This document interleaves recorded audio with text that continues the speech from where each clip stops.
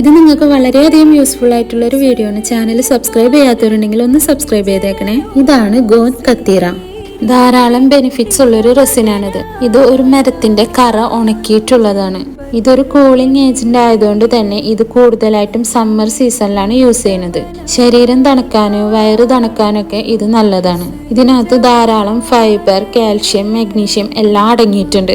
അതുകൊണ്ട് തന്നെ ഇത് കഴിക്കുന്നത് മൂലം വയറിനുള്ള ചെറിയ ചെറിയ അസ്വസ്ഥതകൾ മാറാനും ഹെൽപ്പ് ചെയ്യും. ചൂട് സംബന്ധമായിട്ടുള്ള എല്ലാ രോഗങ്ങൾക്കും ഇത് കഴിക്കുന്നത് നല്ലതാണ്. ഇത് കഴിക്കേണ്ട രീതി എങ്ങനെയാന്ന് നോക്കാം. ഒരു അര ഗ്ലാസ് വെള്ളത്തിൽ ഇതുപോലെ 1-2 റെസിൻ എടുത്തിട്ട് ഒന്ന് കഴുകിയും കഴിഞ്ഞിട്ട് ഇങ്ങനെ ഇട്ട് വെക്കാം. രാത്രി ഇത് ഇതുപോലെ ഇട്ട് വെച്ചിട്ട് രാവിലെ ആകുമ്പോഴത്തേനും ഇതൊരു ജെല്ല് പരുവായിട്ടുണ്ടാവും. ഇത് നമുക്ക് ഇതുപോലെ തന്നെ വെറും വയറ്റിൽ കുടിക്കുകയോ അല്ലാന്നുണ്ടെങ്കിൽ പാലിലോ ജ്യൂസിലോ ഷേക്കിലോ എന്തിലോ വേണമെങ്കിലും ഇത് മിക്സ് ചെയ്തിട്ട് കഴിക്കാവുന്നതാണ്. ഇതിനങ്ങനെ ടേസ്റ്റ് വ്യത്യാസമോ കാര്യങ്ങളോ ഒന്നും ഉണ്ടാവില്ല.